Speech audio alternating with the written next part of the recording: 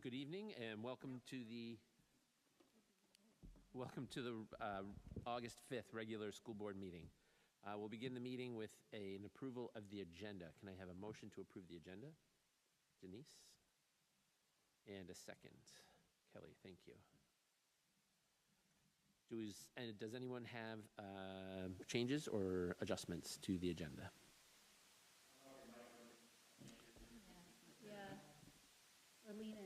Yeah.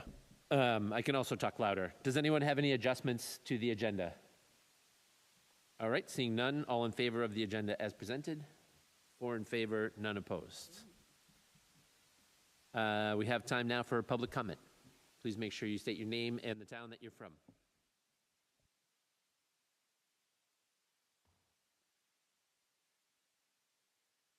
Colin Butler, Lee. Good evening, members of the board. First, I want to share a genuine thank you for a couple of recent updates. I noticed that the automated reply for email sent to the superintendent and the board has been changed. No longer treating every incoming email as generic feedback makes the response feel much more human. I also want to thank the administration for updating Section D of Policy EH in tonight's packet to include the required reason for delay language and for proposing the website updates to make the committee work more visible. These are excellent steps forward. While these improvements are great for communication, they also bring me to a broader point about transparency. During the July 22nd meeting review of the school board goals, the chair mentioned, as he did back on February 4th, that this district doesn't necessarily have a transparency issue, but rather a clarity issue. I appreciate that perspective because school finance is incredibly complex. However, when financial details are only shared piecemeal, it naturally creates confusion and breaks down trust. Beyond clarity, there are times when information simply is just not made available. For example, for the last 2 years, I have asked for a digital or printed copy of the full budget book that the board reviews. Despite informal offers from a couple of board members to help track one down, it has never come to fruition. Additionally, we used to have our budget workshops recorded so residents who couldn't attend could still observe the process. In recent years, that practice has stopped. We saw this same dynamic play out during the elementary expansion discussions. The community had ongoing questions about tax impacts, timelines, the runway the expansion would provide, the justification for the changes, and the above market cost. Often these questions were met with mixed answers from leadership or left unanswered entirely, leaving voters in the dark on a massive financial decision.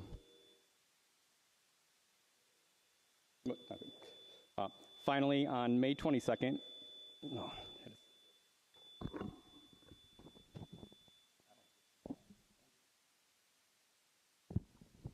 Finally, on May 22nd, a right-to-know request was submitted by a resident CPA for the 2025-2026 general ledger. On May 29th, the SAU provided a 6 to 8 week delivery for that request. It has now been over 10 weeks.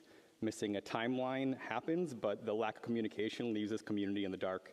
These aren't just issues of clarity. These are issues of access, which fundamentally makes them issues of transparency.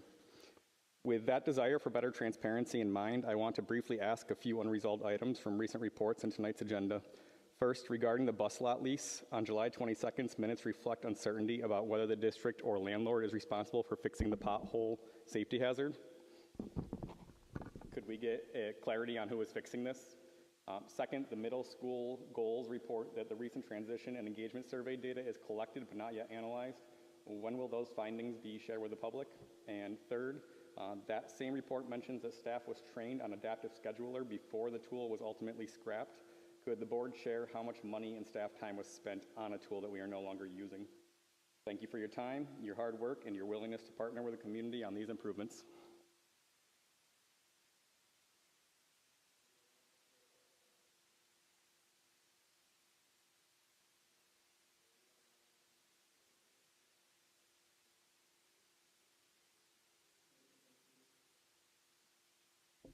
Nick, we're still getting a feedback ring in here.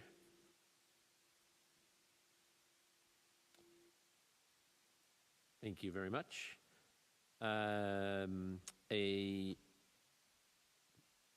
motion to approve the minutes. I'm going back over myself. Here we go.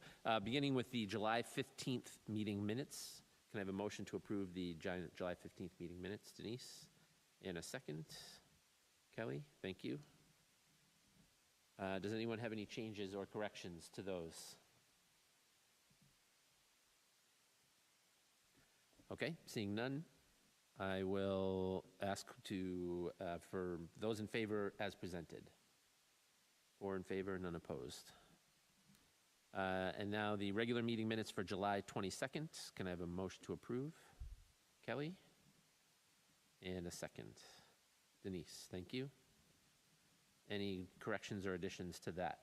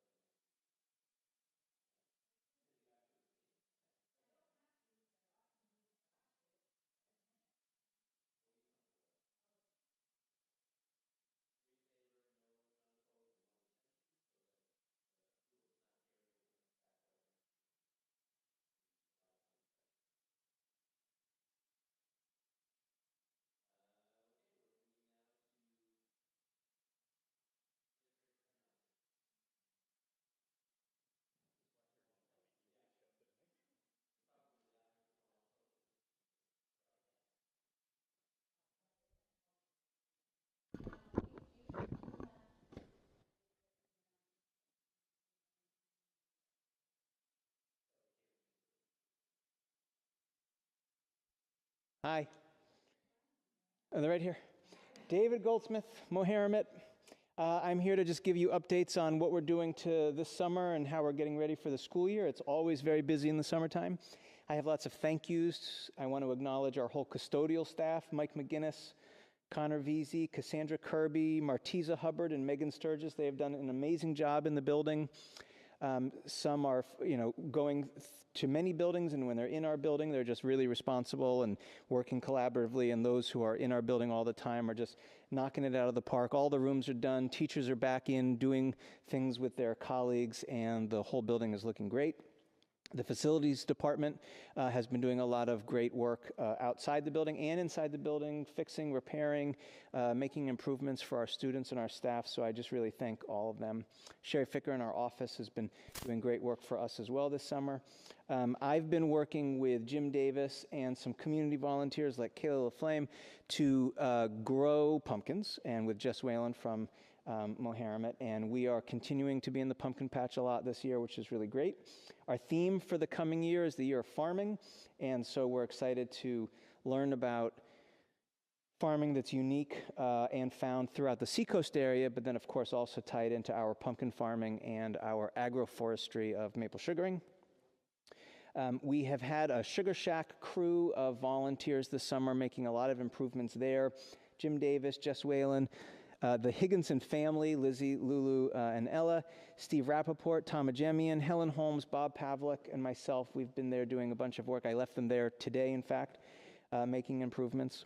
We've had teachers in the building doing a lot of professional development. Of course, there's a lot of CKLA work for the upcoming new implementation of our ELA program. We've been continuing some building thinking classrooms, professional development, OGAP training, with Jen Bordis, so there's been a lot going on. We are fully staffed. That's very exciting. Registration has gone out, of course, so we know there are some issues with Power School, but as those come on and people are able to get access, we ask them to register right away so that we have all the information. It's where they find out, of course, about classroom assignments, school assignments, things like that, but it gives us all the information to start the school year. I'm going to be offering tours to new families this month. We have a kindergarten orientation as always. It'll be the first evening of the teacher workshop day like usual, the 27th from 5:30 to 7. And our first through fourth grade teachers will have their meet and greets during those teacher workshop days like always. Classroom teachers will be sending out letters starting next week, and so families will get those in the next probably 2.5 weeks would be my guess. Just real future planning. Open house Thursday, October 8th. I told you about our theme. That's what we're doing. Questions, comments? Awesome. Thank you very much. You got it.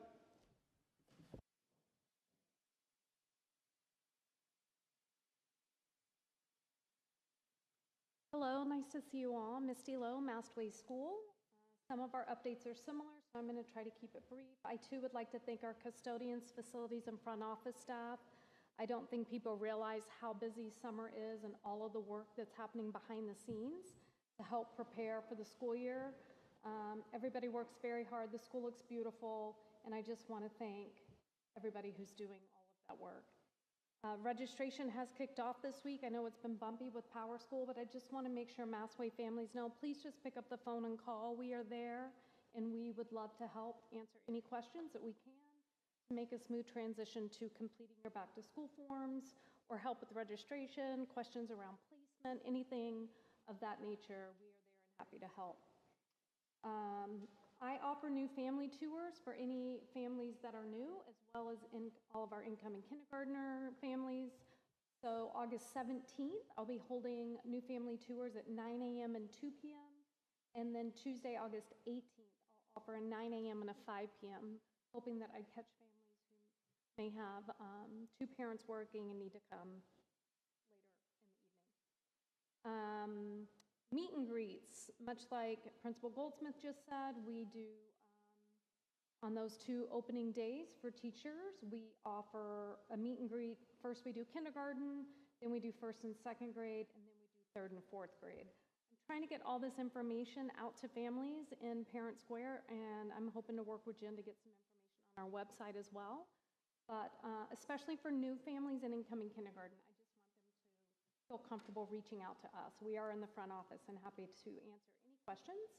First day of school is Monday, August 31st. We're excited about that. And at Massway, our theme this year is space.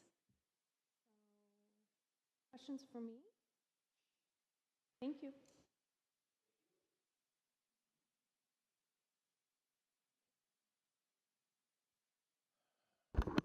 This isn't working, so this doesn't make any difference. This one is?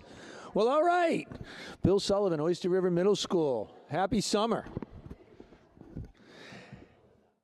All right. These guys said they had a busy summer. Let me tell you what busy looks like in the middle school.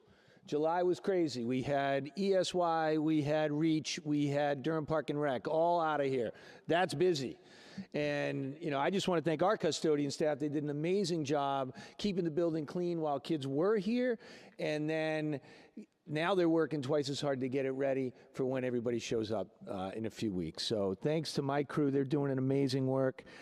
Thanks to to REACH and ESY and Durham Park and Recreation. They do a great job taking care of our building when they're here. We love having them in the building and using our facility, but they really treat it with care, and that's, I want to thank them for that. So when they left, our custodians were really happy with the way they left it. They cleaned up after themselves, and we look forward to having it here. I love having the activity and the energy in the building in July. It's really fun to have everyone here. Any family who is either brand new to our school or is a new incoming fifth grader who would like to come take a tour of the building, please stop in any day, Monday through Thursday between 9 and 2. I'll take them on a tour. I had a couple families today new to the district that are really excited about what I showed them today. They can't believe the facility we have and are looking forward to joining our community. And any students out there for the middle school who want to play sports this fall, you can go to the website right now and sign up. So you go to Oyster River Middle School website, find athletics, and click on register now for fall sports. And that will be through Final Forms. And that's the way coaches and parents will communicate back and forth through Final Forms. August 26th, we've got our new student orientation from 9:30 a.m. to 11:30. That's for new students to our district. They'll take tours. They'll learn about what goes on in the middle school. I'll meet with parents while the kids have like a pizza lunch. So that's always a fun day to get kids in here. And then our fifth grade meet and greet will be August 27th, and that'll be at 5:30 to 6:30 in the classrooms. And all that information will go out from all the team teachers. And then August 31st, our first day of the 26-27 school year, and we can't wait. Any questions for me? All right. Thank you. Thank you.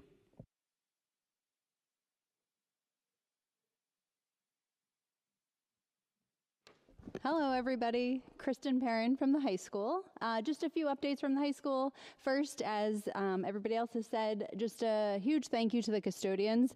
They've been busy moving tons of furniture, a lot of different classrooms, teachers. The place looks immaculate and is sparkling, and so I know it's a lot of hard work and a lot of heat in that building sometimes, so I just appreciate the work that they've continued to put in all summer. We had a very successful summer academic session, held a couple different sessions here in the middle school, so thank you to the middle school for hosting us.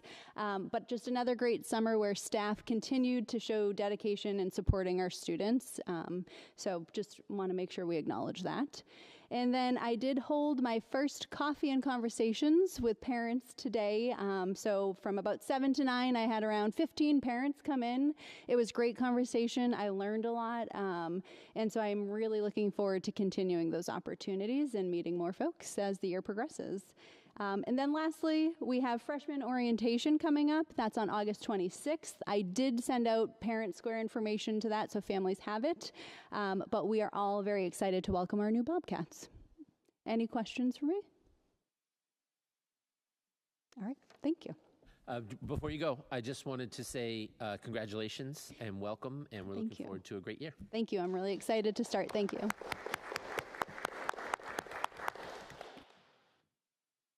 Okay, do we have any announcements from the board? I have one brief announcement. Today is National Oyster Day, so the district can pat itself on the back and celebrate being part of that crew. We'll move now to that's actually a great idea. Also, we now can say officially that our new interim superintendent is Suzanne Filippone, almost. And we'd like to say congratulations and welcome as well. Thank you. That being said, we'll move on to the superintendent's report. Just a few announcements before I have the principals come up to present a summary of last year's building level goals, and before we move into next year's building level goals, we wanted to make sure we had an opportunity to talk about last year's. And before they do that, I just want to, as the principals noted, we did open student forms. So all of the all caregivers can go into Power School now, and they can fill out all of the necessary forms. We've moved away from the term registration, even though we are still using it a little bit here and there because that's traditionally what we've used for terminology. But technically, it's really just it's filling out the forms that we need for this year because students are already in Power School. So it really is just updating. It's very important information for us to have. We need to verify information, emergency contact, and other types of emergency information. And we also, it's important for us for things like bus routes as well. So I encourage everybody to go in and to do that. If you have any problems, as Misty said, please reach out to the school buildings and they can help you. If you have questions about your login or anything like that, please reach out. Those forms we're asking to be completed by the 18th of August, which coincides with the beginning of preseason sports for the high school. And so if your child is, or your student is interested in playing preseason sports, it's very important that you go in and do that now before preseason starts. So that deadline is again, it gives us all kinds of emergency contact information, health information, and other types of information that's really important for the district to have to ensure student safety. I want to thank all of the principals for getting us ready for the start of the school year. They've been very busy this summer working on schedules and hiring and everything. So I just want to thank them for the work that they've done over the summer. We have our new teacher orientation coming up the last week of August, and then we have teacher workshop days on the 27th and the 28th. So the 25th and the 26th of August is for new faculty, and then everybody comes back on the 27th and 28th, and then we have the weekend, and we will start school right after the weekend. So it's hard to believe that we're already in August, and school will be starting this month for adults and for everybody. but it's here. It's right around the corner. And that is all I have for my announcements. If the school board has any questions? No? Okay. So I would like to have elementary principals come up to present. That you should be able to just touch the, we should be all, do you see it? Yeah? Happens if you like.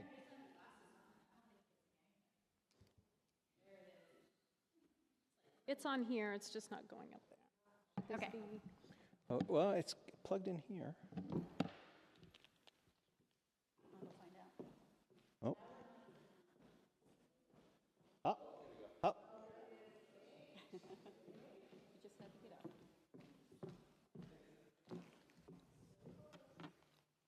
We're getting there.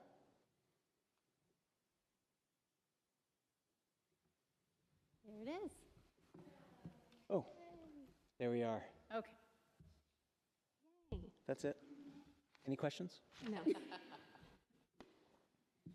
I was going to begin with SEL. As you know, we are all very passionate about social emotional learning and our Open Circle curriculum, which is our Tier 1 curriculum for all students, K through 4. Used to be K through 5, so I had to correct myself.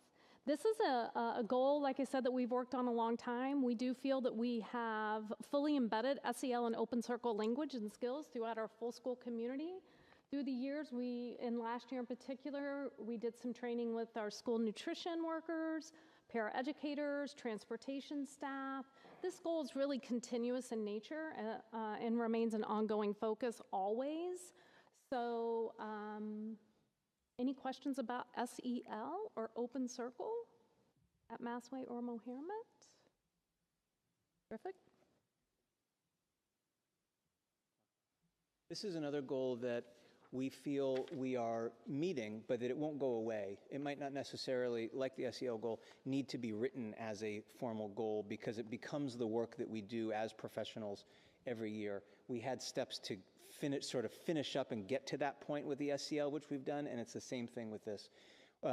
We're really working to do exactly those goals, develop a shared understanding of quality math instruction. We have chosen and done all of the ELA work. We're now going to be implementing CKLA, and we had a full year of writing prompts at grades where we've looked at that work. So it's really about continuing all of that work, and we're going to continue to calibrate our writing. We're going to continue to work on improving our understanding of math instruction, as educators should do everywhere, all the time. And we're going to clearly spend a lot of time with CKLA and what that program means for implementation. And that in itself is a multi-year process.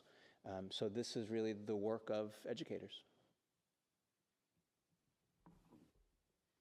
So engaging our families in the community and supporting our students' learning and well-being is just absolutely crucial at the K through 4. So we do feel that we have worked with our families and students and have a strong connection with our school. We send, David and I both, Principal Goldsmith and I both send Friday newsletters from our front offices. Classroom teachers have a cadence of sending their newsletters to their families. We did some work last year to improve the curriculum pieces that we were communicating with families. We offer a variety of after-school opportunities for families. We have our, nights that we celebrate art and music. We offered some trainings for families for the Open Circle curriculum.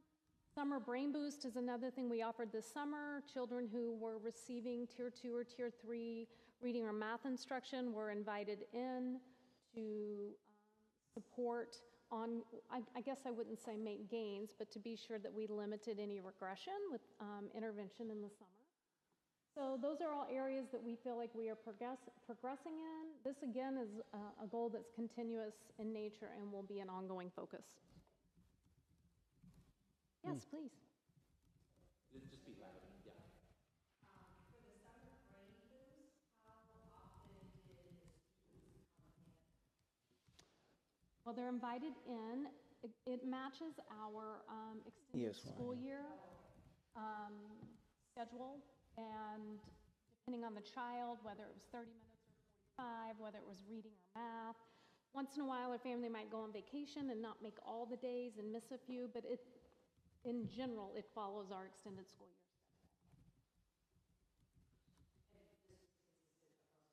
Oh, yes. Yeah, we Absolutely. started that together the first year of full MTSS implementation, now maybe 7 years ago, we started to offer that opportunity. And we both sit down with our reading and math specialists and our tutors, and we look at caseloads of, we look at the students who are receiving Tier 2 and Tier 3 support who are not being invited to ESY through special education, and we figure out who needs what, you know, in who would benefit from that. We invite families. Some families are unable or not interested, and many families are, and then they work with the tutor to schedule around all the things that Misty talked about. Dr. Smith. Sure.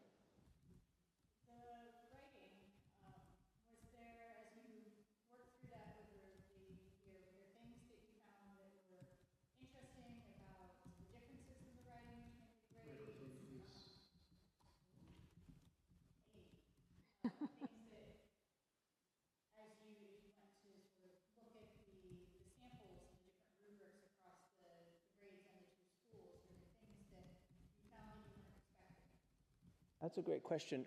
I would say because this was the first year of doing it K-4 throughout the whole year, we really focused on learnings within each grade level. The next step would be to do a lot of vertical look, you know, a kindergarten through a fourth grade writing.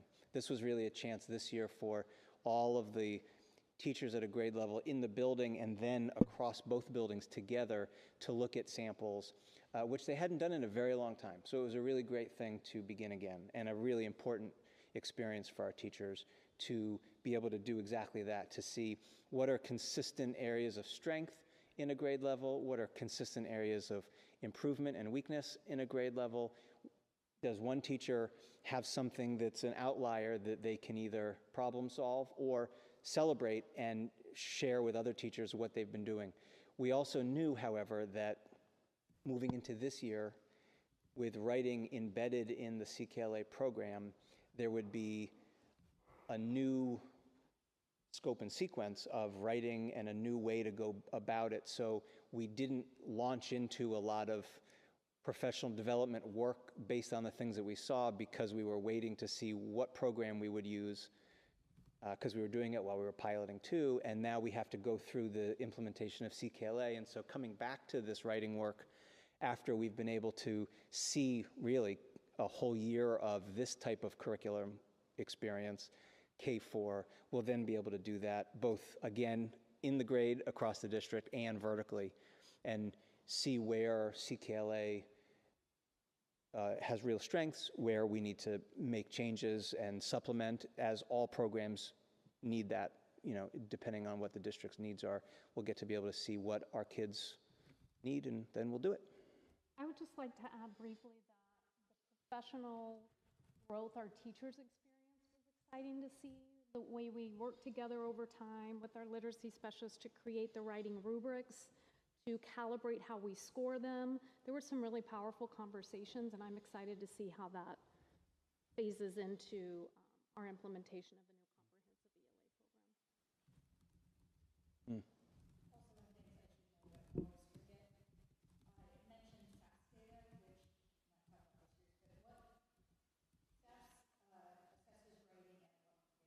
Starting in third grade.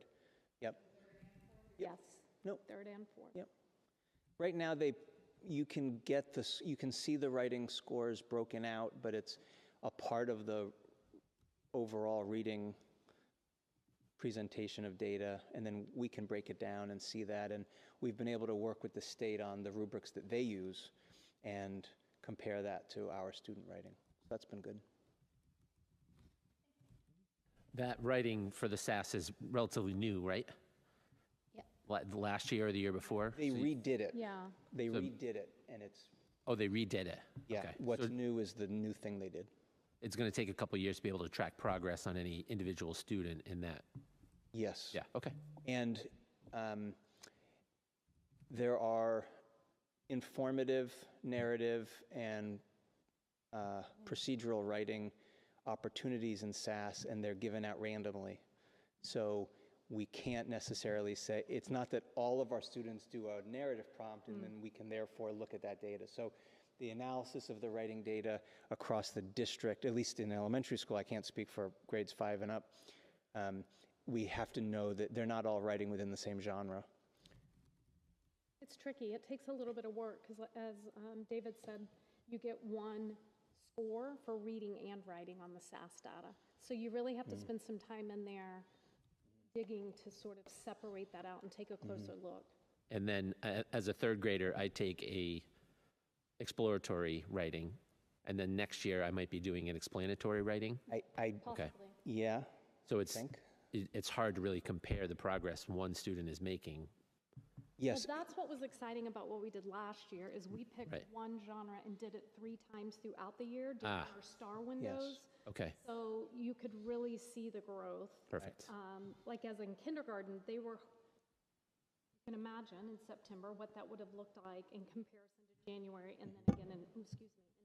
Okay, that was my concern, is being able to use it to track where we need help. Sure. And who's doing, right. But no, with SAS data, Yeah, I was. if you look at a student for 6 years, it might be multiple different in different orders, and we might not even know. And even things like conventions are scored differently depending on the genre, right?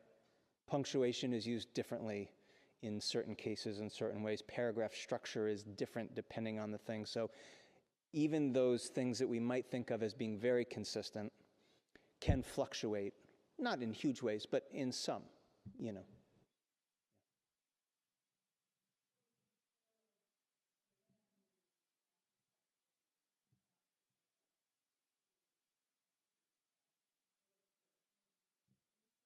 Sure.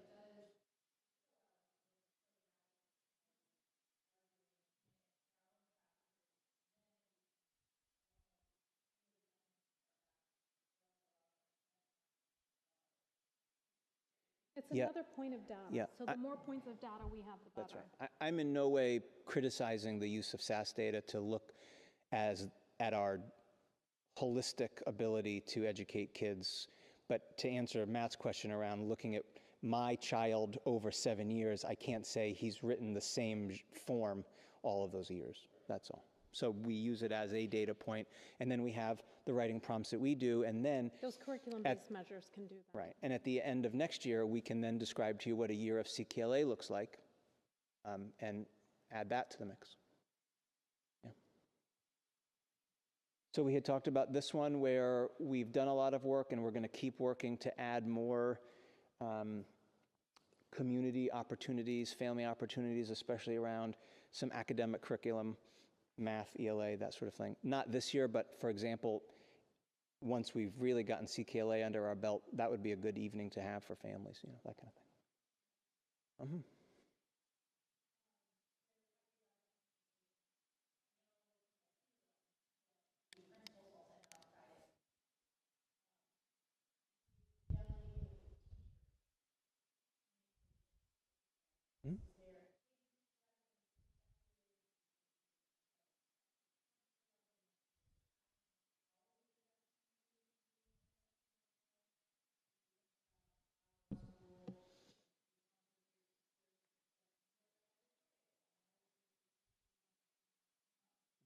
It does vary. Yeah.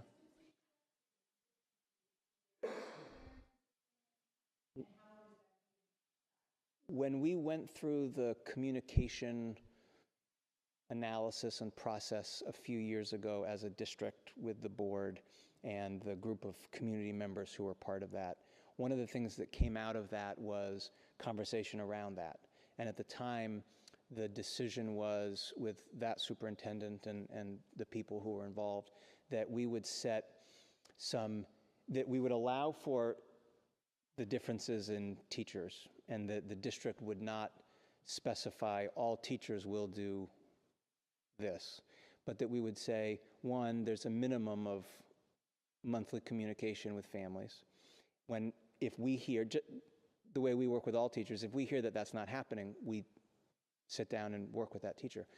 Some teachers say, well, I like to do something every week, and I know of some teachers who send something every day, but that there was a minimum that was set. And then the other big piece that came out of that was saying to teachers, and I know we both remind teachers of this every year, that you need to tell your families how you will communicate and then do that.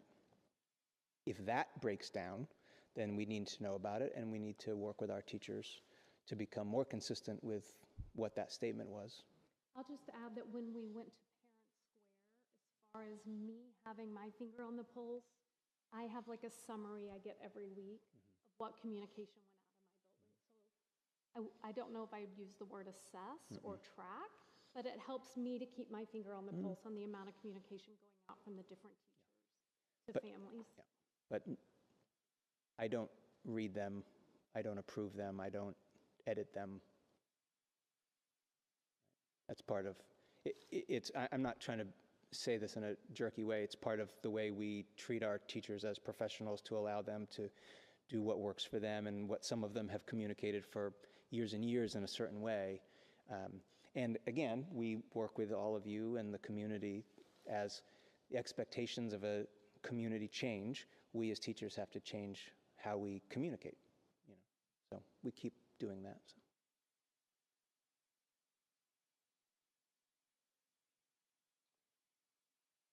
This is one that we're progressing on. At some point, we think this also will become simply embedded in the work that we do consistently. But this goal of really adding this notion of constantly looking at research to improve our teaching and adopting that mindset to do that has always been in our buildings and always been in our district, for sure. But this goal was meant to make that a more formal, collective goal in that way, and to create structures for us in our buildings to be able to really do that together rather than as individual professional development. And so we've done a lot of that. We've done that with math. We've especially done that through the piloting program. You can see examples, building thinking classrooms. We've had so many teachers in both buildings graduate from their 2 years of letters training. People are still in it. OGAP, peer observations, action research. We're creating and building and trying to sustain all of those types of things within our schedule, and we need to keep doing that. And we agree that we're not at the point to be able to say it's rock solid, so it is now simply a piece of our professional work. It is still an ongoing goal, and we're working to make it rock solid, and then we'll tell you it is an embedded piece of our professional work. I just want to add that I do feel very fortunate for the resources that we have available to do this work. The instructional coaching that happens in our buildings with our literacy specialists, our math specialists. There's also Mary Ann Nice, who is a consultant to the district. And now we've had the privilege of adding Jim Bordas to the table. So all of that instructional coaching, training, it's just really invaluable. So thank you for supporting that. Ms. Day? Yeah, that came through the state. They were providing stipends for people to do it, and I think they're still providing the training, but no longer the stipends. It is a very intense 2-year program to really understand reading.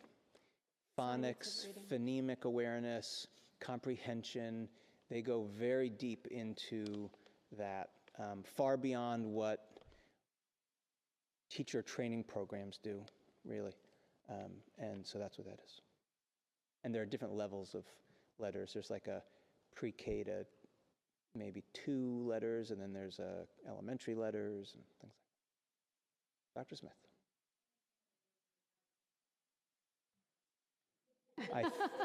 I think they did. Miss Ickes.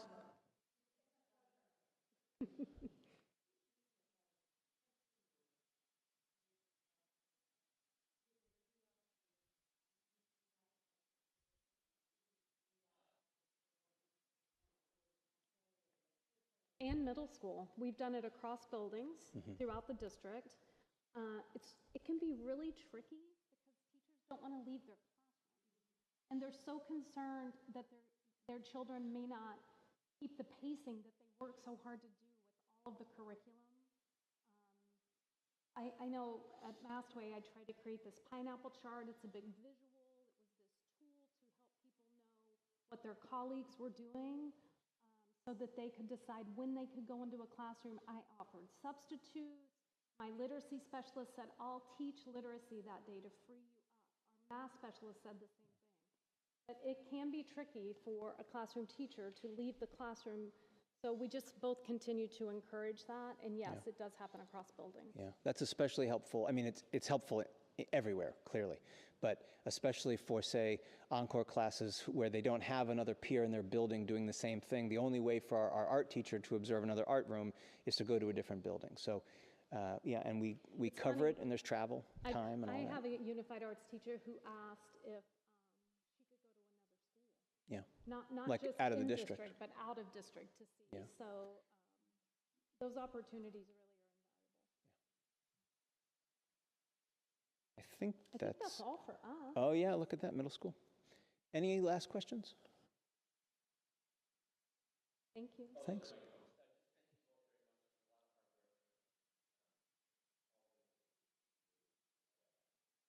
You got it.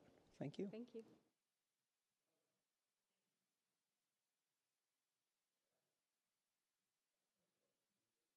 Yeah, the mic works. Yeah, I know that. This is my second time up here, I know. All right. I just don't know how to use this. I'm hitting that button. All right. Well, in middle school, we did a ton last year. Really proud of the work we did. There was a lot of great stuff going on. We'll start in the same SEL categories. We had a consultant in that worked with all staff. He was in 3, maybe 4 times where all staff throughout the day got to meet with him. It was really focused on relationships and continuing and building strong relationships with all our students and making sure that, kids have a trusted adult. And we worked on trying to make sure, how do we keep kids in the classroom? Create those relationships with your students. Gave us a lot of strategies, worked on problem-solving conferences. And, what we found, when you're sitting in the office, you form great relationships because you're really meeting with a lot of these students who, they have a tough time sometimes, whether it's behavior, whether it's stuff going on at home, and they end up in the office. And we sit and talk to them. We have great relationships with them. But we have the time to do that. So we're trying to create opportunities and strategies for teachers to be that person. That's the person that, is affected by that student not being there, or that student's affected by, the relationship that they have with that teacher. So we really have worked on how do we connect and build those relationships. And that was a great opportunity for our staff. We'll continue working on that. That is stuff that when I talk to my teachers in goal-setting conferences, we talk about those things, and that'll be something that we continue to work on. The consultant's Mike Anderson from town. He's written some amazing books, and his kids have come through here, so it's really nice and he walks his dog a lot, so I see him, so I can connect and continue these conversations with him. And he wants to come back, and he wants to continue this work he's done, and we'll get him in here again at some point, and it's been a great opportunity for our staff. The 9th grade survey. So, what I remember we started putting grades and number grades and letter grades with our math students in our 8th grade classes to give every student an opportunity to, when they learn what those letter grades and what those numbers mean.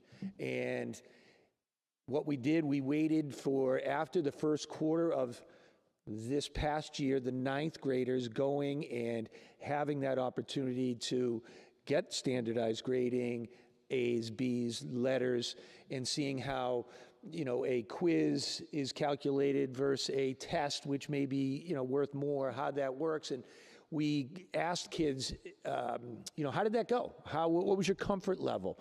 We have that data. I've looked at it. We haven't taken a huge deep dive yet. We know we're going to decide how we're going to do that this year, if we're going to continue this, which I think we will. But, just reading some of the comments from kids, they did feel a little more comfortable from what I can tell. They felt like they knew what they were getting into. They understood it a little more.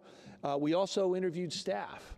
And some of the staff results, that reflected some of the same, but there were also, I think they were still concerned with that connection of what does it mean to have multiple opportunities in the middle school to, with a competency, to retake often, and then they go to the high school and really they get one opportunity. So that, trying to still work on that, how do we make that connection for those kids meaningful and take that, I don't know if it's anxiety or, just any apprehension they have when they get to high school, take that down a notch for them. So we'll continue to work on that as we go.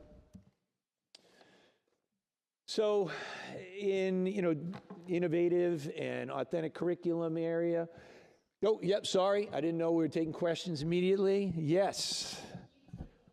Yeah, definitely.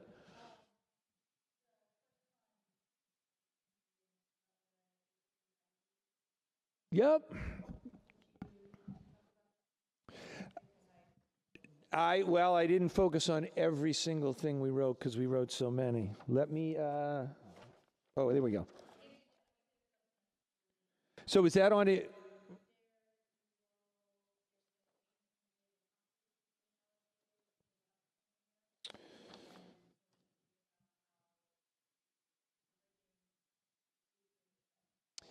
Yes. Yep. So you're asking about this coming year?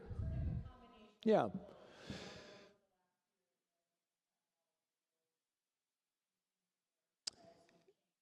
Yeah, well, is it on that slide? Got it, in initiatives, got it. Yeah, totally.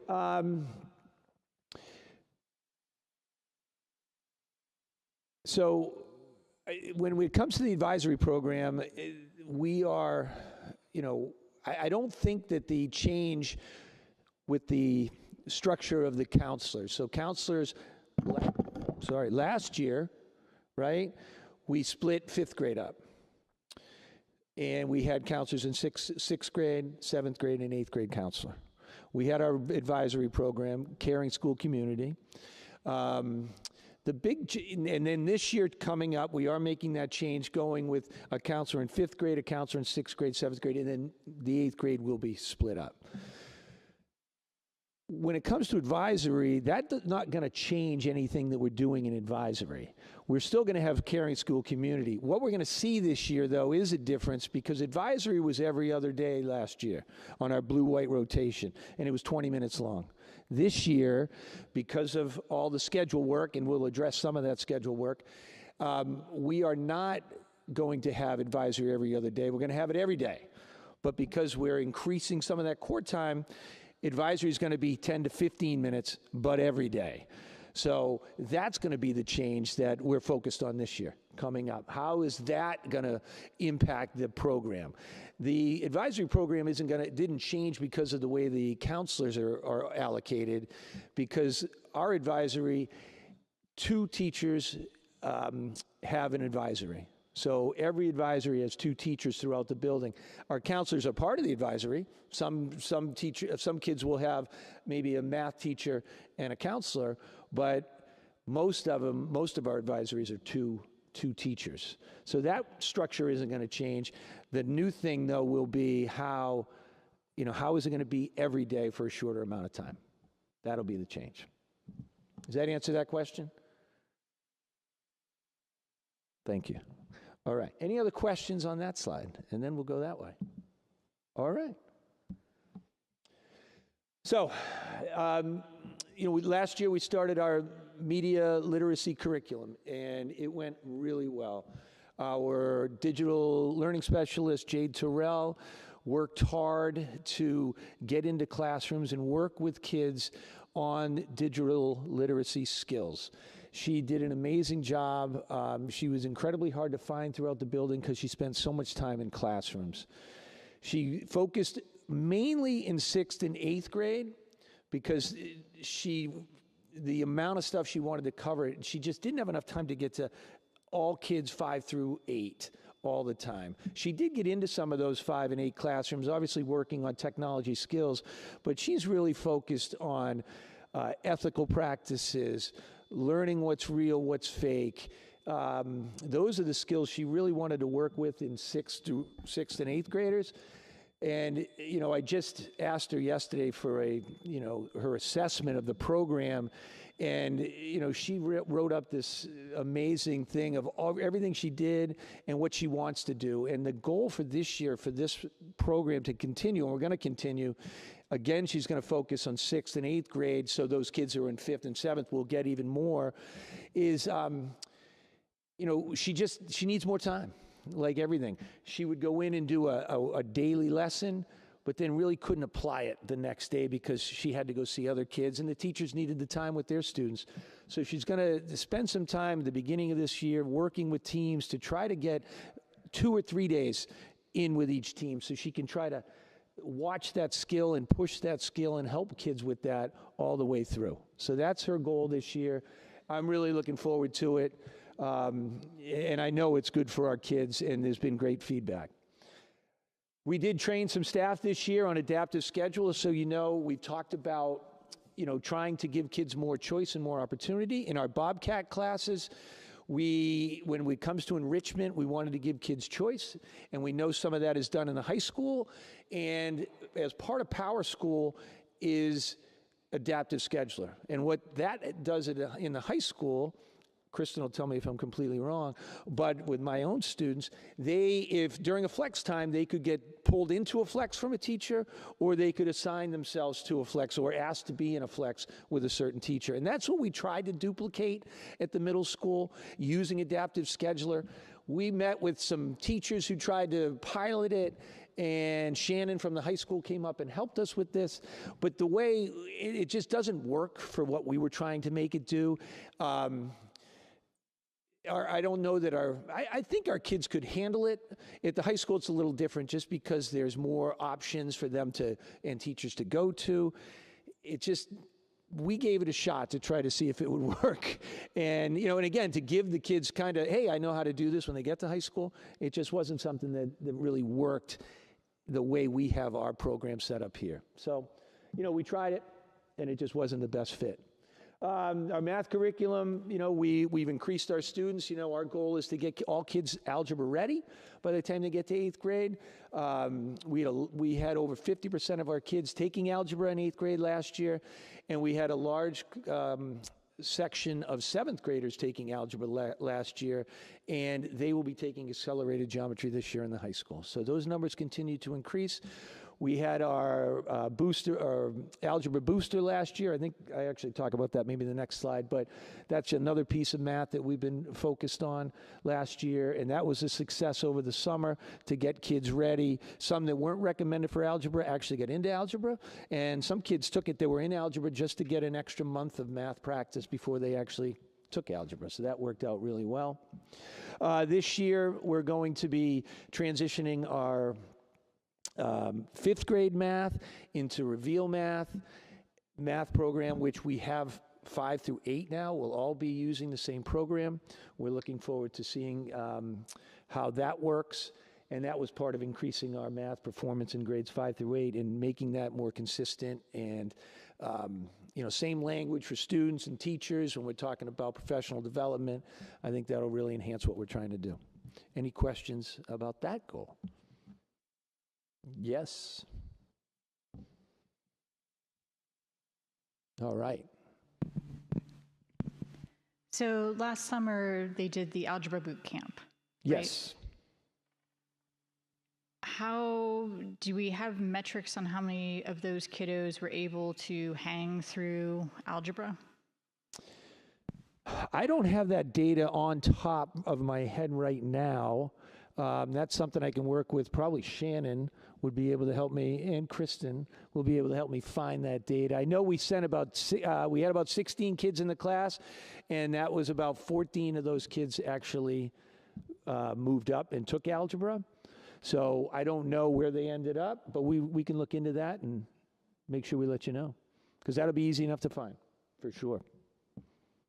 Because those are the 7th graders who are on the bubble to being algebra ready for 8th grade. Yes. So that should be data in your house, or would that, I guess I Oh, was I'm confused thinking, in why yeah, you're, I'm looking sorry, yeah, at I'm thinking Kristen. accelerated geometry. You're No, right. I'm talking about the folks that Yeah, the no, I kiddos get on the it, yep. bubble in 7th grade Yeah, who may I not don't- have been recommended for algebra, but they took the summer boot camp and then Right, may so have they were in gotten- algebra last year in our in class. algebra as 8th I graders don't- last year.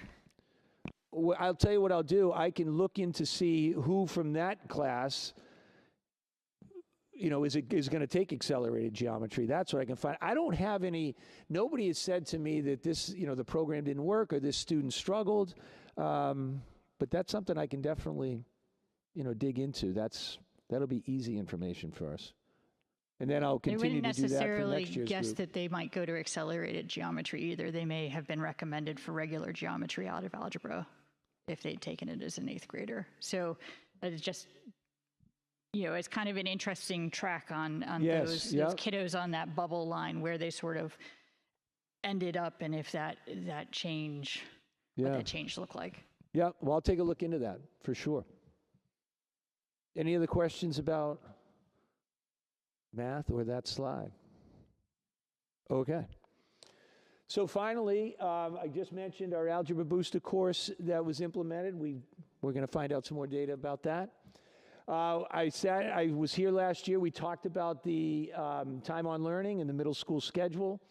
That I'm really excited about that and looking forward to implementing that this year.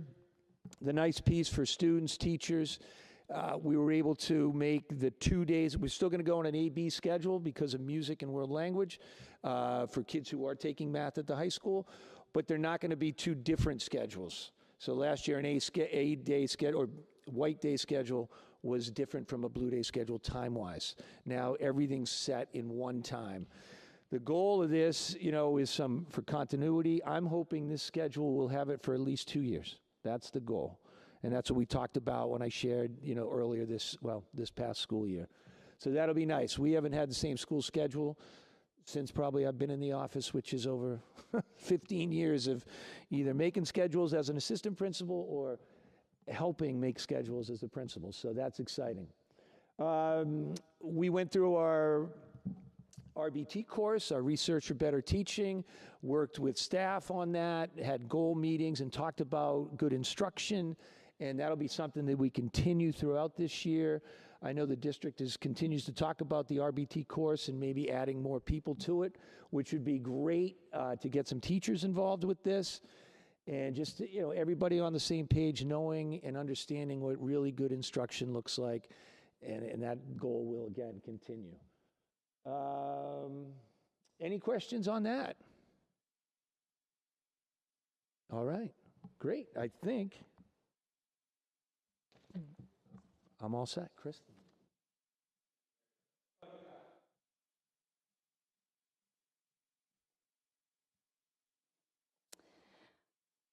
To lower this. All right, for the high school, obviously, as you can see here, our first goal was really centered around investing in resources and supports that provided strategies also to really help with student achievement and overall well-being.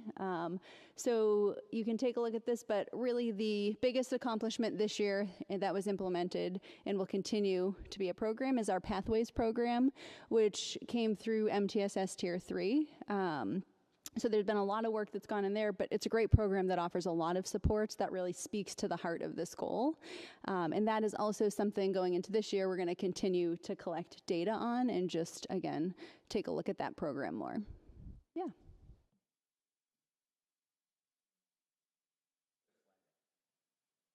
Okay, I got it now. Can you tell me about how many students are enrolled in the Pathways program? Yeah, the number can fluctuate. So it's a program that at times at the start of the year, we might have a certain number. We do try to keep each block that number relatively low.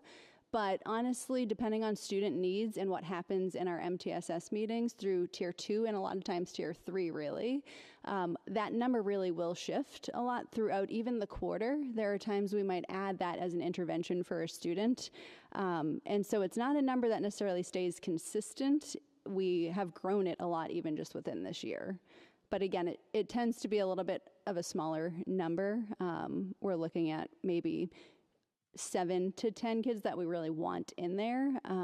But it's also a place that serves as a good resource where students, even if they're not scheduled in their 4A block, they're allowed to just drop in and get that support that they need with the teacher that's working with them.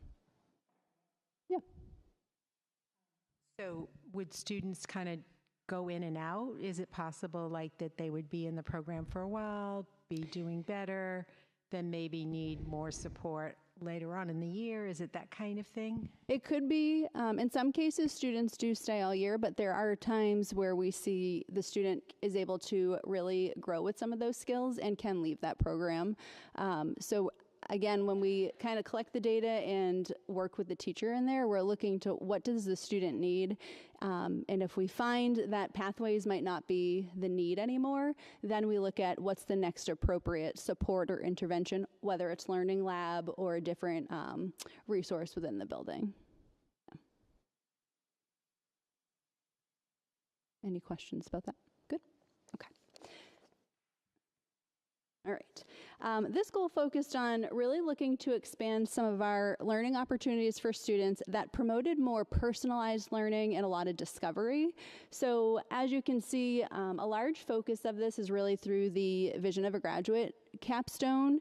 And so for the past couple of years, we've done a lot of implementation for the 9th and 10th grade with the VOG programming, which goes through advisory.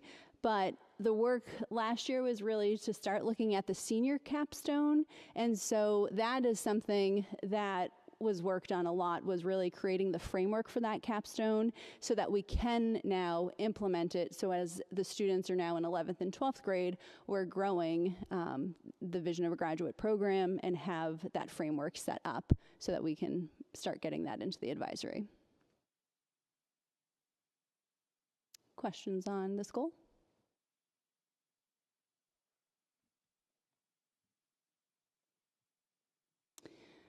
All right, and again, the focus here overall was just about development of curriculum instruction and looking at leadership structures that allow for that high quality teaching and learning. So there was a lot of work done when it came to scope and sequence specific to writing in the English department. So they spent a lot of time really creating that scope and sequence for writing specifically. And then in addition to that, we had math and social studies who took a look at just doing course reviews and just taking a look at things, especially making sure we met the 306 requirements that went in, so giving them the time to take a look at their curriculum, even if they had a scope and sequence already built. And then we were also able to implement other opportunities for students with the original science research. There have been a lot of just additions with that program, and we have a teacher who's working really hard and continuing even this year to advance that program. And some of our students are currently working this summer, and I'm excited. I might actually go see them do some of their work next week and maybe this weekend. So, questions on this one? Oh, do you want me to go back? Okay. So I think the question is similar to what I posed to the elementary school principals about the looking at quantitative data in the writing context and what they were looking at specifically, what things that they found, and has they as a department started to think about recommendations they would be looking at? Yeah, so I think the English department in my previous role is one that I didn't work as closely with, but I do think in that development of the scope and sequence with writing now, we will be able to use data from SAT scores and really try to dive into that a lot more now so that we can start to look for some of those trends or the needs and where kids are showing that they're excelling or what are some areas we still need to grow. So I think, again, it's more, that area is probably ongoing for our building right now.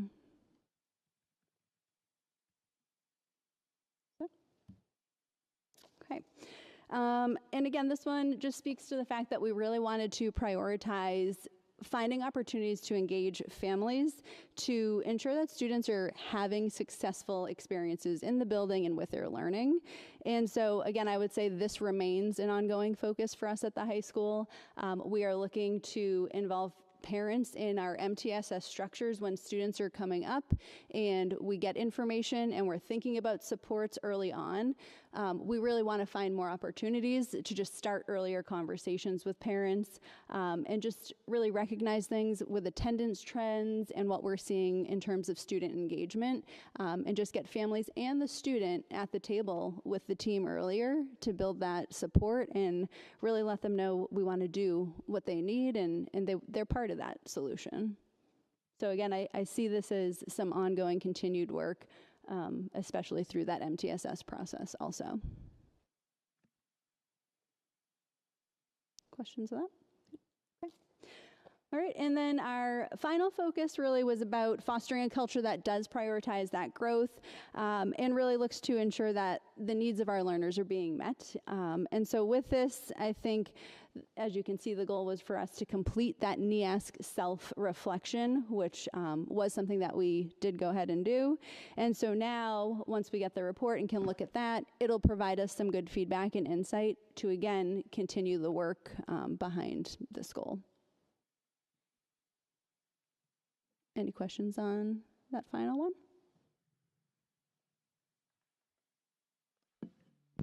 Just when you would expect to see that report from the NEASC people? Yeah, so I believe that is something that the teachers who are in charge of the NEASC and kind of heading that committee have. And so now we're just looking to kind of get that final copy from them so that we can now take a look at it and everybody can kind of have a moment to see what is there and then determine moving forward this year what that means for our building. Just for process clarity, for my understanding. Sure. The goals and the self-improvement were written over the year in conjunction with the NEASC group. Yeah. And so it's not like you submitted the self-reflection and they reviewed it and sent it back to you.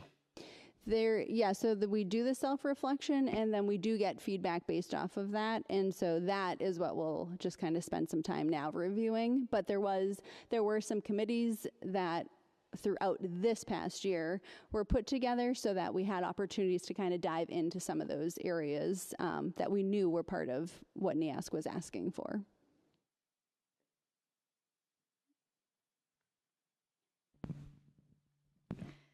The NEASC folks are coming for the visit this year though, right?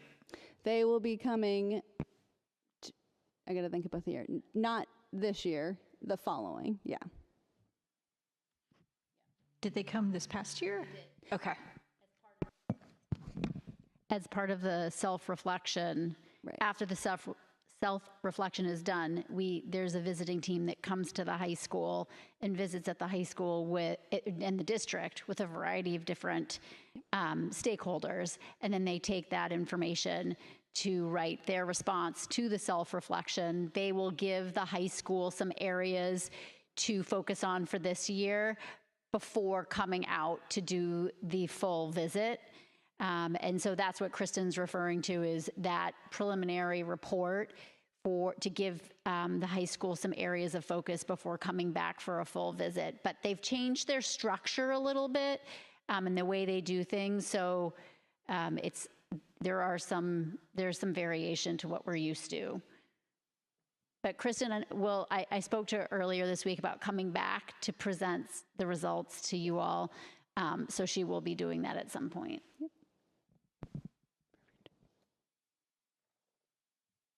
All right. Thank you. Any other questions for Kristen? Okay, thank you very much.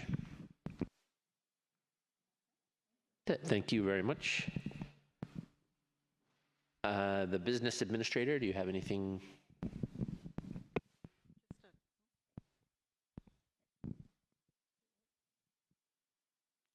Yep, there we go.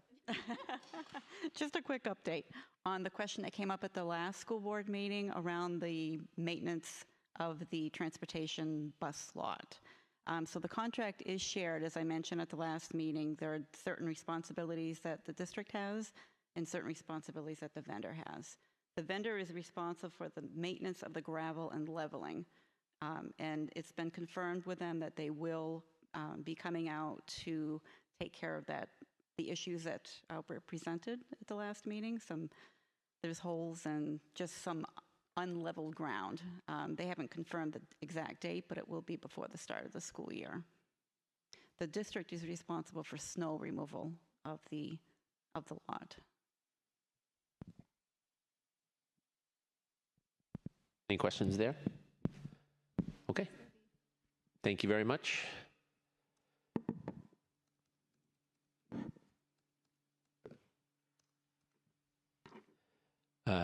We have no student representative this evening with Finance Committee. We're meeting on the 11th, which is Tuesday from 3 to 4:30 at the SAU. Thank you very much. And no, Gianna, so no legislative report this evening. Oh, please, yes. That'd be great. Well, I will just mention what I read online, that, and this was from a reliable source, that traditionally the day that the legislators meet to see if they can override the governor's vetoes is usually in September or October.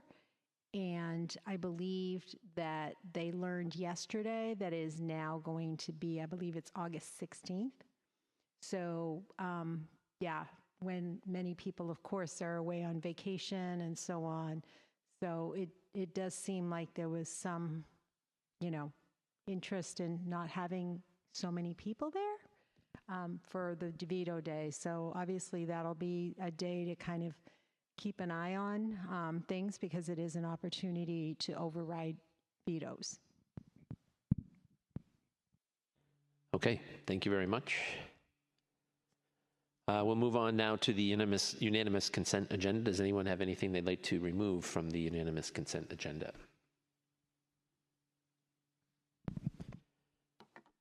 It's a long list. I'm giving them a moment. Okay, seeing nothing, I'll make a motion to approve the unanimous consent agenda, including the nomination of the interim assistant principal for the 26-27 school year, the resignation of the assistant director of special services at the Mohammed, 2 maternity leave of absences, the nomination of department heads for all schools, and the nomination of activity stipends for all schools. And can I have a second for that? Heather, thank you. All in favor? 4 in favor, none opposed. Okay, we'll move on now to the discussion. I'll begin with the policy.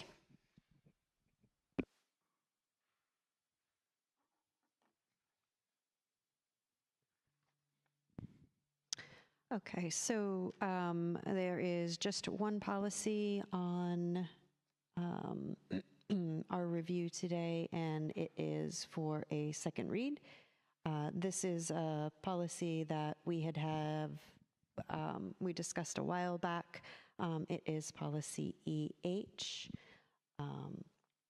In the backup information provided, we included for informational purposes the waiver, request for waiver information, and the affidavit waiver forms as well, just as a reference point for you all. That was something that was asked about initially when we had talked about this. We also made some minor edits to it after first read based on inquiry that we had received and sending it through legal review. So at this point, it has gone through our legal review, and they have confirmed that that it would be appropriate to add in section D, the text and the reason for the delay. So that's the only change from initially to now, with the exception of just for reference those forms. So I am going to make a motion to approve policy EH, public access to school district records, for second read adoption. And a second, Denise, thank you. And any discussion? Don't bang. So I don't have any comments on EH itself, but I was looking at the forms. And so the financial waiver bit, I would request that maybe we review it. There is a box for requester information, and then there's an applicant box that has the same exact information being requested. Later on in the form, it says that we need all the household members, and I don't know that we need that information, and then to include additional members on the rear of the form. But it's a 2-page form, so there is no rear of the form if you print it double-sided. And just things that drive me absolutely crazy. And I know it's it's an R document, it's our bit, but people who have financial hardship, this is a long list of things we are asking them to certify or show documentation for, and the folks that most need this have the least amount of time or capability to provide this information, and this stuff drives me nuts. So I don't know that there's a way to fix that, but really drilling down onto what really do we need, isn't it? And for the amount of money we're sort of talking about, is it maybe worth the risk of just having them sign and certify that they meet these guidelines? And if we find out later that, that's not true, then we have their signature that they lied on the form or something. But it's a lot of documentation for what is likely probably not a tremendous amount of money. And so that's I don't love this form as it stands right now.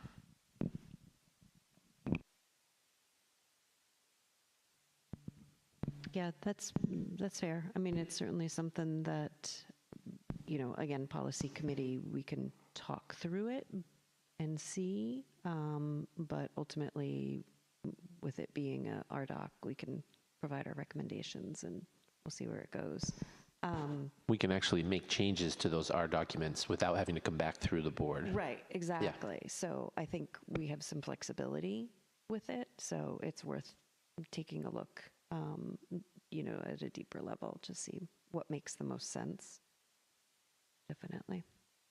But other than that, no other questions for the policy itself. Okay, all right, perfect. Thank you. I just spent 10 seconds trying to push the lever the wrong way. Okay, so discussion is finished. I'll ask for all in favor of the policy as presented. 4 in favor and none opposed. Okay, we'll move on now to a discussion of the school board website, and I invite Jen Brown to come up.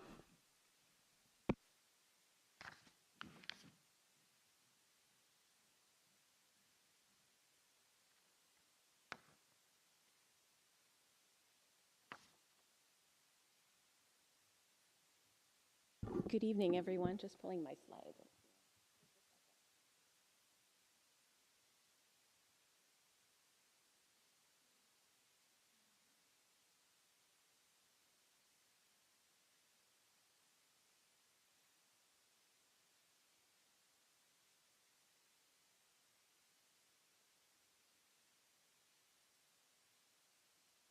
Here we are. So I'm here tonight with a proposal on a way forward for the board's consideration to update the website section pertaining to school board committees. So as they are presented online right now, as you can see, this is a screenshot of the district homepage. Under the main navigation on top, which is the blue horizontal stripe, we have a school board entry with 2 items pertaining to committees. We have board-appointed committees and subcommittees. Oops, sorry, that jumped.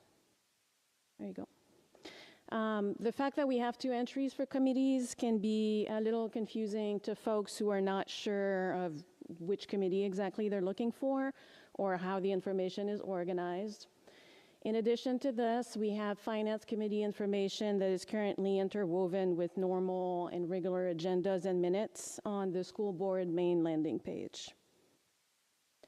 So I apologize, this is an incredibly visually busy slide, but just for clarity, so main navigation is the blue stripe that runs horizontally, and the sidebar is what I will refer to as secondary navigation.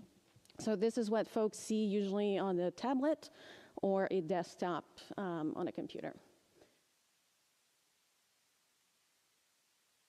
So my proposal to you is to consider changing the 2 confusing entries in the main navigation, board-appointed committees, and subcommittees for only 1 entry that would lead to all committee information. So this would be available as it is right now under the school board entry in the main navigation, and on the side navigation here, the secondary navigation. Right now, you are looking at what could be a mock-up of what the new committee landing page would look like. Right now, we have placeholder information in the beautiful Lorem Ipsum Latin. And so my proposal to you is to add information about committees and list each committee under the appropriate section, which would be subcommittee on one side and advisory committees on the other side. This is also a page where we can explain to the community and families and just website visitors in general what are the reporting requirements for each of the committees and their respective categories. If you look at policy, for instance, so each of these committee entries would be a clickable or tappable link on a device or a desktop. If you look at policy right near, this is a mock-up page of what a dedicated committee page would look like. So again, available from the main and secondary navigation. This is again just a mock-up, but information that we could provide for each committee could be when it was created, the committee members and their names, and then we could have, for those who have reporting requirements, including agendas and minutes and notices, a drop-down menu on the same format of the agendas and minutes page on the normal landing page with each entry for each meeting. Any questions so far? So 3 levels of information, 1 new single committee option from the main navigation, all committee information available in 1 single landing page that will list all committees, and a dedicated committee page for each committee itself. Questions, thoughts, feedback?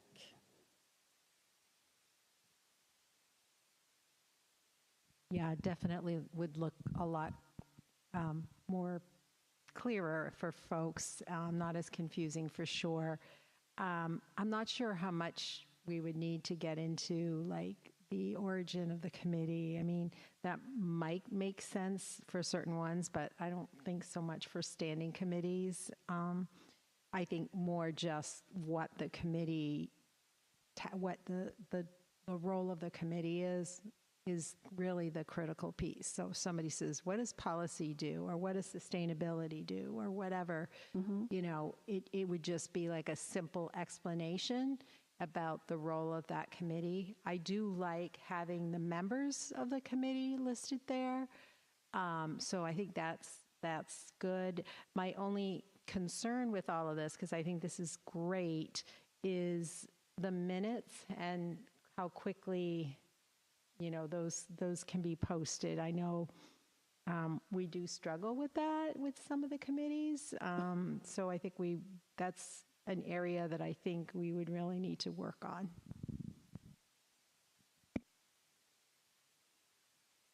Any other questions?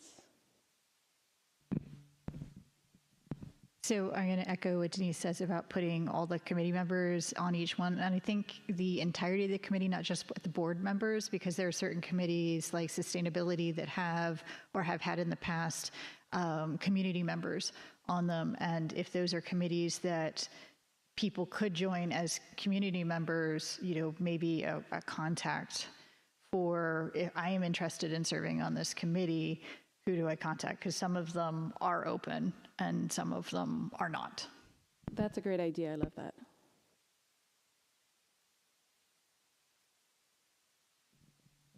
How long would it take to implement this, and what sort of information would you need from us?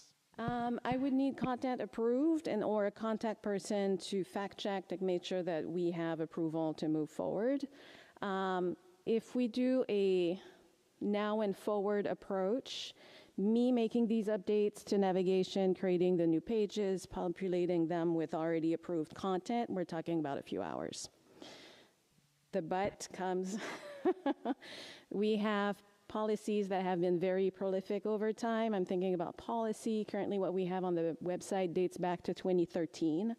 So it really depends which approach we want to take to migrate and or keep that archival, those files. Because in the content management system, every time we publish a file on the website, it's a single link that needs to be manually created. So it's not overly complicated, but it's a lot of minutia work. We'll definitely have to research. There are state regulations around what we need to keep archived and have access to. So we want to make sure we're hitting those rules appropriately. But having them all be warehoused on one page, if that's going to be too confusing to the eye, we might be able to have another subpage for that sort of anything older than a certain date type of thing. Right, and so that's an idea that I've had too, is that from that main committee landing page, you select the desired committee that you want information on, and then maybe you'd have the current school year. And for those that we have a lot of archival content, then we can have a link to the former web page where it still lives and it's still available, but we would have a better experience moving forward. And then on the other side, anything, you know, if we're past the deadline on stuff that we don't need to have, we can clean up and create less confusion also. Yeah. And so in that scenario, to answer your question, if I have content approved for each of those web pages, 48 hours. Okay. Any other questions or comments, please? I think just as a board, we just need to decide how we're going to determine what content we want and how we want to do that. Do we want to have a committee to talk about the information for the committees, or are we going to do that as a board, or, you know, just assign? So, you know, I guess we just need to figure out how we're going to do that. I would think that each committee could give Jen a little write-up on what their committee does. And then if it's a committee that, like wellness, includes a bunch of people, we can get a list. I would love to find out, too, if they're members of the general public that are volunteering, if they can opt out of being on that webpage, or if they're required to be on that webpage. I wouldn't want to intrude on anyone's privacy if that's a good if that's point. allowable. Thank you. Yep. So we can send out an email asking each of the, you know, there's multiple people on almost every committee, so it doesn't have to be done by the chair of that committee, if that committee has a chair. But we can get write-ups for each committee page, and then I can work on the main committee page, what that will look like, and then we can all just review it. I'm not sure if we need to vote on it or not, or maybe we should, but we should all at least have eyes on what's being put out. Any other questions? Suzanne? Please. Yes, could I just, so the two different types of committees, there's the school board committees and then there are the advisory committees. For the advisory committees, because school board members are sitting on those committees in an advisory capacity, it is not your committee necessarily. I would suggest that the district work on those descriptions and get those to Jen, and then the school board committees with all of you would be the ones, that would be my suggestion. I was about to say I'm hearing less work, which I think sounds great. Is that all right? Are you able to contact those? Of course, yes. Okay. Yeah. And I think for community members that would decline to be identified, we could proceed the same way we do with students. Just community member 1, community member 2, because there are committees where we don't identify the students, so we could proceed the same way to be consistent. That's a great point, yeah. Is our student representative listed on the school board as a member of the board? Yeah, okay. Any other questions? I think this looks great. We appreciate the work and time that you put into it, and thank you. Great, thank you, everyone. Okay, speaking of committees, we now will move to school board committee updates. Seeing none, we have time for public comment at the end of the meeting. Thank you very much. Closing actions, our next meeting is in 2 weeks on August 19th, that's here, and then our 2 regular meetings in September, both here, both at 7 p.m. We have no non-public session this evening, and so I will ask for a motion to adjourn. Heather, and a second. Kelly, all in favor? 4 in favor, none opposed. Thank you.